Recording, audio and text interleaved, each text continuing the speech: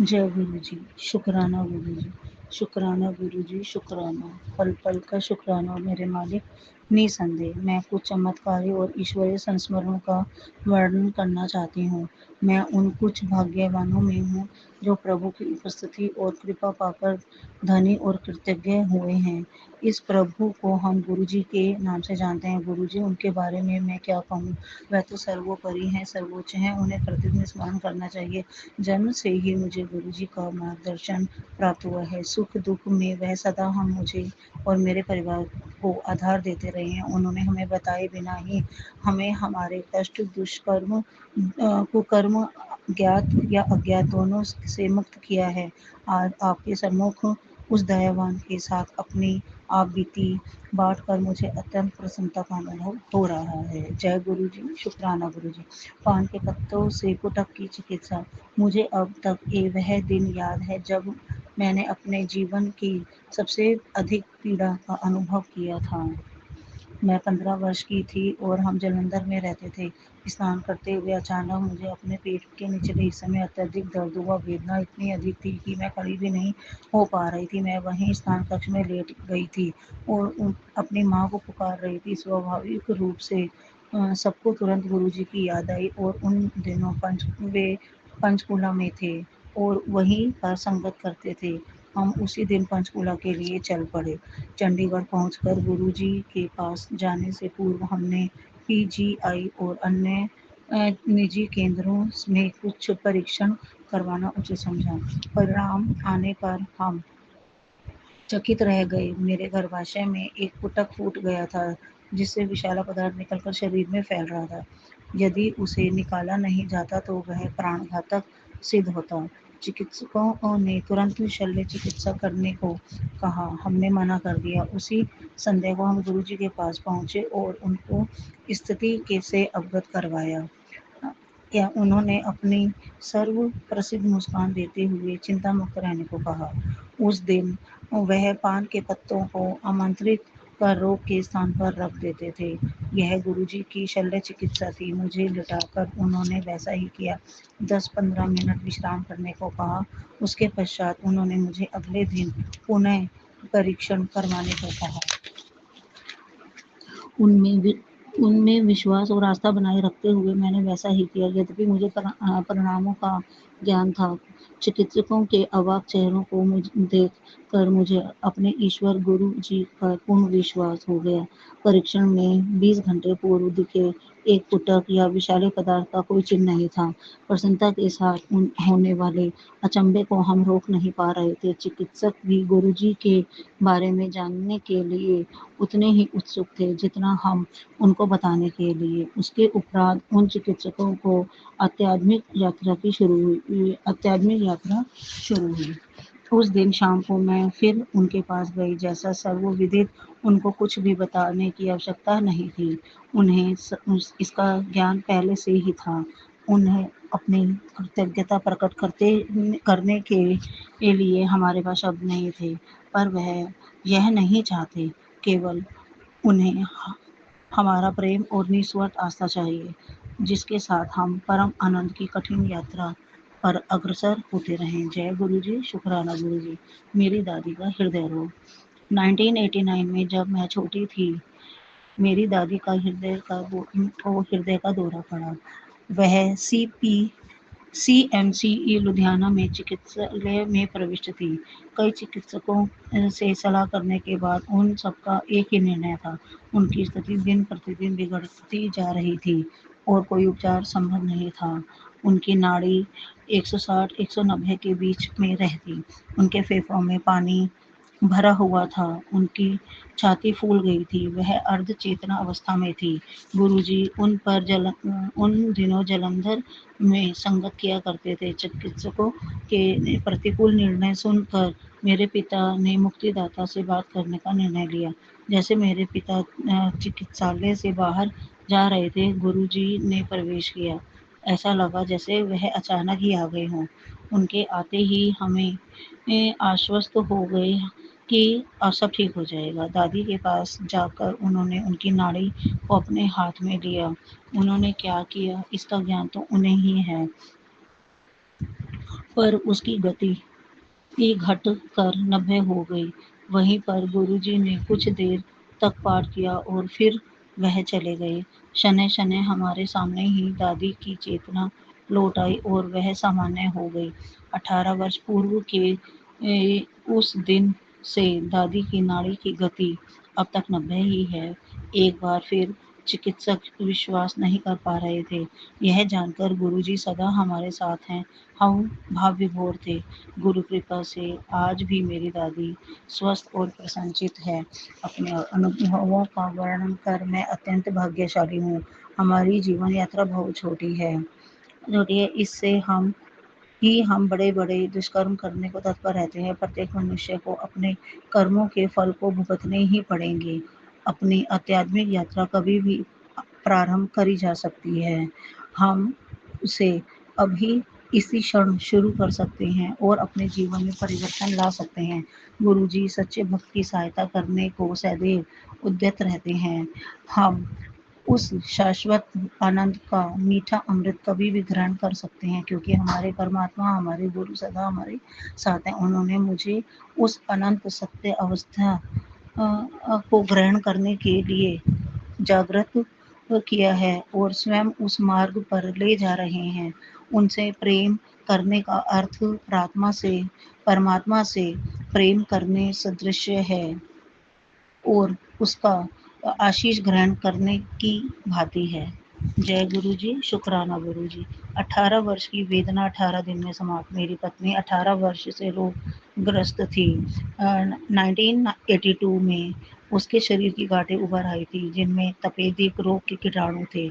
अतिक्षण अतिशीर्ण काया और तीव्र औषधियों के कारण उसे विभिन्न प्रकार के रोग होने लगे। उदयपानासुर, पित्ताशय की पथरी, अंत्र वृद्धिकरण, अर्बुद, गर्भाशय के रोग आदि। हमने इस हर प्रकार की चिकित्सा कर ली, एलोपैथिक, होम्योपैथिक, आयुर्वेदिक, यूनानी, यहाँ तक कि रेकी भी, परंतु सब प्रयास विफल रहे। उनके शरीर पर नए रोग प्रकट होते रहे। 1987 और 1989 और 1999 की अवधि से उसकी 5 बड़ी शल्य चिकित्सा हुई।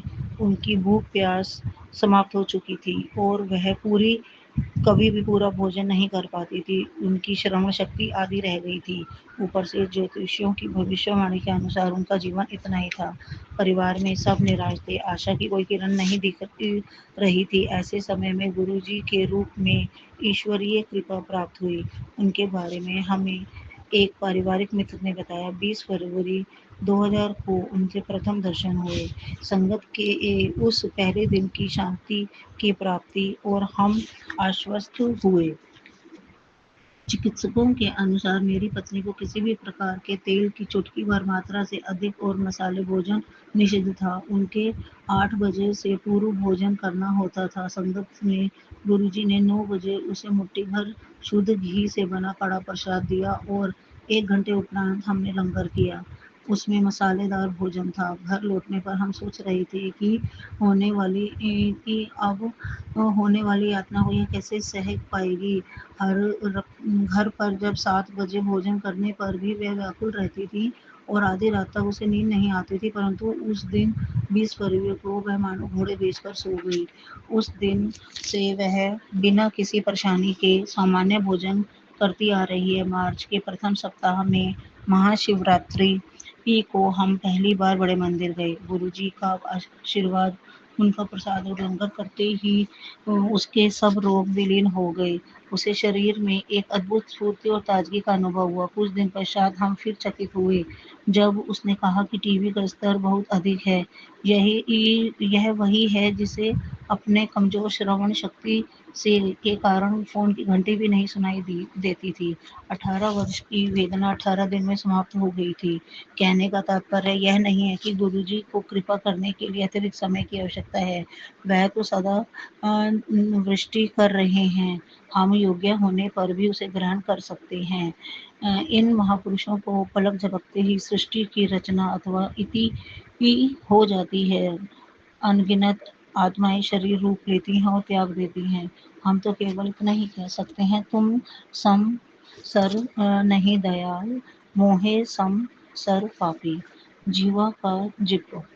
मेरी पत्नी की दूसरी शल्य चिकित्सा के उपरांत मैंने उनसे परिहास किया कि वह अपने शरीर पर जिप लगवा ले, क्योंकि चिकित्सक सदा शल्य क्रिया का सुझाव देते रहते हैं। एक दिन संगत में जब मैं अपने संस्मरणों का वर्णन कर रहा था, गुरुजी ने मुझे यह बात की भी बताने को कहा। उन्होंने उन्हीं शब्दों का प्रयोग किया जिन्हें मैंने अपनी पत्नी से अपनी अपनी आपसी वार्तालाप में 10 वर्ष पूर्व किया था।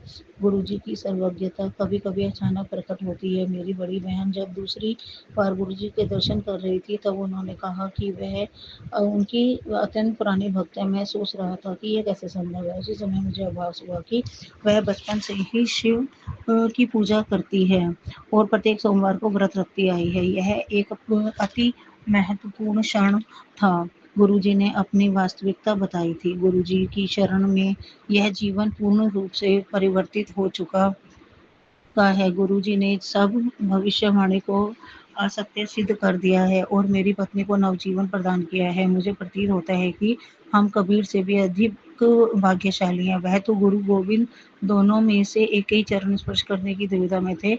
हमारे गुरुजी तो गुरु ही गोविंद हैं। एक संगत स्वयं प्रभु के चरणों में बैठकर अत्यंत गौरवान्वित है। यह हमारा सौभाग्य है कि वह हमें अपने दर्शन, कृपा, स्नेह, निर्देशन और लंगर करने का अवसर प्रदान कर रहे हैं। विनती है कि सबको उनके क्लेशों और कष्टों से मुक्ति मिले। आइए हम सब मिलकर प्रार्थना करें।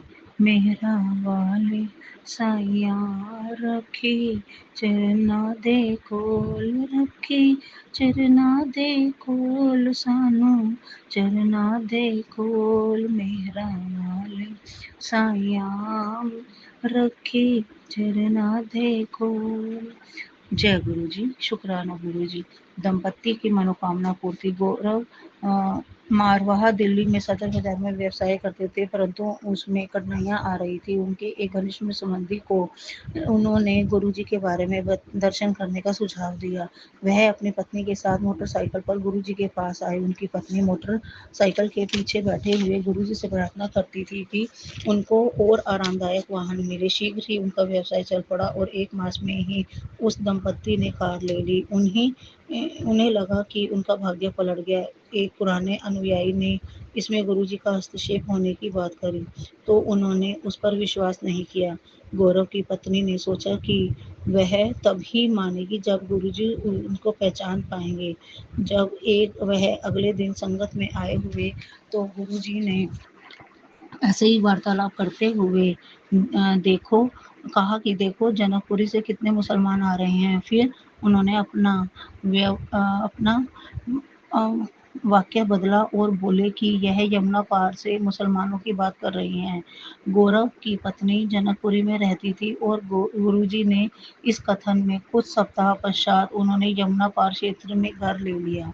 वह गर्भवती भी हो गई। दिन गुजरते गए। महिला गर्भ परीक्षण के लिए गई। विशेषज्ञों ने गर्भ संबंधी समस्याओं से अवगत कराया और गर्भ प्राप्त कराने का परामर्श दिया। भक्तों